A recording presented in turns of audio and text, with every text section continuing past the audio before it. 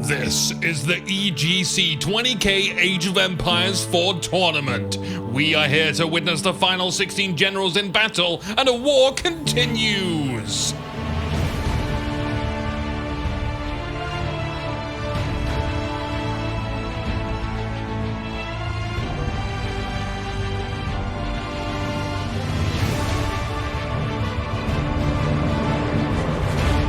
Greetings, people and non-people, and people who just don't like other people. My name's Anuki, and we return to a best of 3, this time on Hill and Dale, welcoming TheMista on the Blue Hill in the west. They are leading the Abyssid dynasty today after their previous victory on France, so this time they can't rely on the power of France. This time it's personal, and every person has an enemy. Venturing over to the east, it's Villese, who will build up another French village coated in red. But who's going to die on their hill in round 2? In the first battle, it was France versus France, and TheMista played a defensive start with an aggressive end. Hill and Dale, a very defensive map, and we spoke a lot about how playing defensive feels like the strongest option against France. Can we expect TheMista to be defensive again on a defensive map? We'll find out, but the predictions seem to sway that way. If so, how will Villese blow a hole through those defenses as France? Will it be a classic economic build-up on Hill and Dale style? If so, then we've got a lot of time to twiddle our thumbs, and we can have a chat before everything goes to oblivion or beyond. I'm going to trust your eyes can see everything going on whilst I talk a little bit about what I'd like to do here on this channel and in the community, and if any anomalies pop up, we'll switch over to the action. So, what I would like to do is a team civilization war. Essentially, we'll have a map kind of like this. This is just an example work in progress. Let's zoom in, and the buildings will represent which civilization controls the area. Then each region will have a map type. It's kind of like Total War. We can do quite simple, straightforward scenarios like here with only 2 civilizations. This is more of a tug of war, but makes for a good example demonstrating the regions, and each region would be its own map type. We want to go grand scale with complexity, featuring all 8 civilizations. Each civilization will have their turn to say where they want to attack. Once a civilization has decided where to attack, it could be a 1v1 all the way up to a 4v4. It might even be 3 separate 1v1s, with each 1v1 being different players, so 6 players in total, each fighting their own 1v1, each fighting for their civilization. How this will be determined is a little long to explain, but the ultimate goal is fun faction war that we can try and get as many people involved as possible. Just tuning back into the game, it is seeming like TheMista is going to wall themselves in with palisade walls. Well, how about that? We do have a system in place for high-skilled players and low-skilled players to participate in the same war, gain renown, rise through the ranks. We would look to essentially be human matchmakers and match up against the most suitable opponent we know, which may take some time to figure out. Then record and broadcast the matches complete with neat animations and documentary style summaries like it was history. That's going to be awesome. There's a few more rules and changes we can do, starting with different maps, the amount of factions, and I do want to eventually do a war with all 8 factions. Might be a little bit difficult to start out like that, as well as custom factions where you can, in a sense, create your own empire with your own colourful, fun history, and you get to name all the regions and the stuff. But one of the other rules that might be interesting is to have generals with lives, so you can actually die in the war. Now, I think I've spoken enough, but if you are interested in developing this idea, come and chat in the Ironcast Discord. We can talk about the rules and get this idea flowing a bit better. And if you think you have the aptitude, design some of the maps that we will be total warring on, or even come up with the name of the series. So join the Ironcast Discord to discuss all that. The link is in the video description. It's discord.me/Ironcast. Let's tune back into the game now and put this all behind us. Villese also started their wooden walls on the sides. TheMista, their scout didn't discover much. Seems like they want to head back and drop off the sheep. So let's talk breakdown of the civilizations. The Abbasid dynasty is probably the leading popular choice at a counterpick against France. They have camels starting in the feudal age with the camel archers. We do have some stone being collected for the TheMista, so expect a new town center soon. Camel archers and camel riders, both of them will debuff all cavalry in their vision range so that they do 20% less damage. Camels are very expensive though, but even if you only have one, that's enough to do the debuff. Another useful researchable tech is the phalanx. This increases spear range by 100%. It allows for a double line of spears to attack. The Villese also getting their second town center against the wood line. Now the phalanx is awesome. It's so freaking awesome that we have yet to see it yet, and it pains me that we haven't been able to witness it. The best things, the coolest things are always the ones that get buried under the easiest, or I guess more accurate to put it is the power to effort ratio. People want to play the thing that likely nets them a win, and it nets them a win because the actions involved have a low requirement to execute. But I'd also interject with that and say there's a perceived power to effort ratio too. For everyone not in the loop, or viewers in 2022 and on, France released is perceived to be strong, yet in the matches where France loses, there is a strong correlation, a reoccurring pattern of things that happen. For example, walling up to stop cavalry raids, massing up lots of spear, and playing defensively.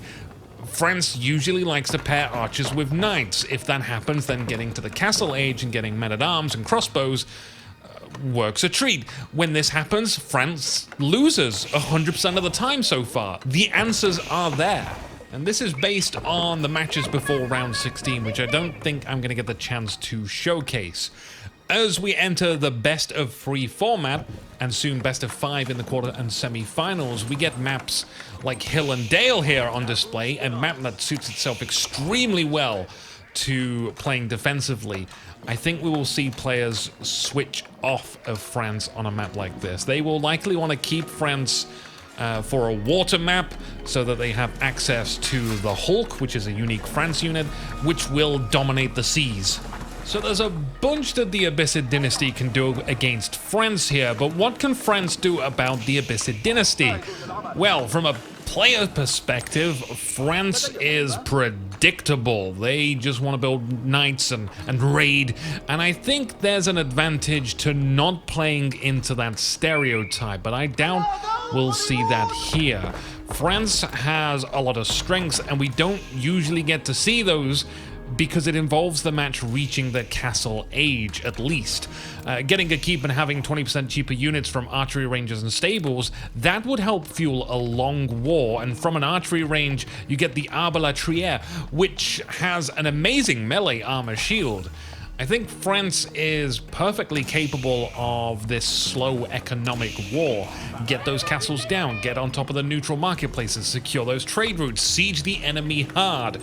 But often heading into any match, the mindset has been focusing the entire plan around knights as opposed to incorporating knights into a plan. The TheMista getting double barracks, already a few spearmen out. That will help to have some blokes with pointy sticks just in case, or it could be an indication that they are looking to build up a force to attack with. That's because one of the benefits the Abbasid dynasty get is they don't need to research the battering ram technology, they automatically get it in the feudal age.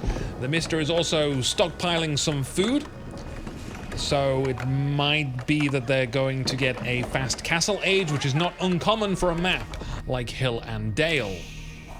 I see no hostile intent yet from Villese, so a fast castle age is definitely on their mind. But if the TheMista's intent is to attack, they'll have to hold on before they really get that late game power that France has. Spearmen already fending off a scout. Villese will need a quick castle to go along with their castle age, and they'll need that fast castle to reap the benefits.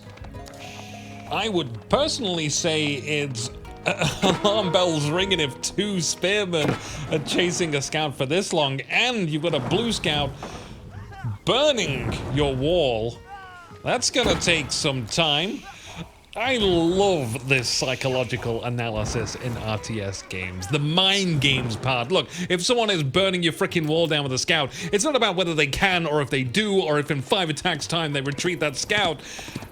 And they have 2 spearmen just stood outside. These are indications that TheMista, they're gonna attack, definitely. Villese will read this like a book and start building units, but I mean, we're 10 minutes in anyway. You're supposed to be making units. TheMista is now advancing to the Castle Age, getting the cultural wing, and Villese is also making progress towards the Castle Age with the Royal Institute. So both generals are going for the option which grant, in a way anyway, technological bonuses. France can research a few things cheaper, as well as get some tech earlier, including the increased cavalry health, which you'd normally get in the Imperial Age. Oh yeah, production has really vamped up for TheMista. Getting these spearmen Castle Age equipment, they'll really stump knights. Any siege equipment TheMista gets, they can just sit at a distance and protect it with spearmen. But what if Villese gets a load of archers? There are 2 archery ranges up, and I think Villese is starting to train them. The archers solve the spearman problem, but if a battering ram comes knocking on those walls, we'll need some kind of melee units to go and torch the rams down, which would be a great job for men at arms. The benefit here being that men at arms are cheaper and don't take bonus spear damage compared to knights. TheMista charging after scouts again. Oh, Villese losing more eyes on the field. TheMista starting to get some spring elds. Not the best siege tool, but its long range will make it hard for Villese to respond. It might end up devolving into a who has the most spring elds fight. Spring elds, they're not the only way of dealing with spring elds. A well-timed cavalry flank when the enemy attacks. Undefended siege equipment that can be torched very quickly. You can't just run your army back to defend the machines. If they aren't there to defend to begin with, they're already dead when the cavalry arrives. But we're asking a lot of Villese here. They need spring elves to fight spring elves, or cavalry in a well-timed flank. They need archers to deal with the spearmen. They need men-at-arms to soak the archer damage, but they could just use knights for that same job, only they'll suck against spears. This is what we call pressure. There's a battering ram being constructed now. It's a lot to deal with. We saw another stables go down for Villese, so no change in plans from the norm.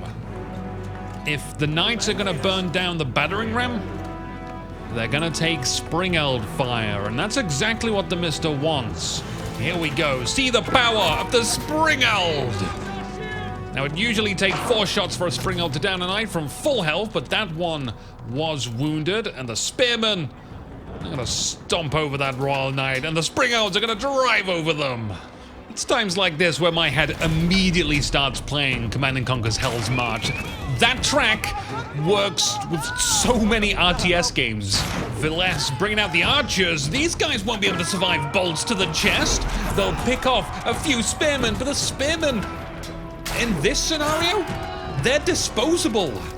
TheMista orders another spring-eld. Express delivery, no insurance or warranty added, whilst Villese gets another stables. I don't like to criticize, so I won't, but I tell you now that the first target open to TheMista once those walls are broken down are your production buildings. The question I pose, do they really need to be there? TheMista attacking sooner than I thought, units being rallied on constant production across the map. Villese hoarding gold, but has barely any food. Some stone in the bank for a castle. Massive food shortages, though, means a lack of units. The wall is open. And a reminder that our generals have been playing all day today. And depending on sleep schedules, fatigue might be an issue. Some things can get overlooked. The stone has been spent. The construction of a castle next to the town center has been ordered. Will it arrive in time? And will it even save this beautiful, or at least once beautiful village? There's not much of an army to stop anything. The battering ram pretty much has a free pass. The spearmen aren't scared by the low number of archers. And the spring elves, well, they're hole punching anything in range. This keep seems to be Vilese's last bastion for defense. TheMista seems content with destroying anything in sight. Burn it all down to the ground. Even the farms. The white flag waved from atop of the incomplete keep. France has been defeated. Congratulations to TheMista, not only on their victory, but they win their spot in the quarterfinals. I'll have to go quickly, there's a lot to cover, but remember what I said earlier about civilization wars and join us on the Ironcast Discord. My name's Anuki. I'll see you soon.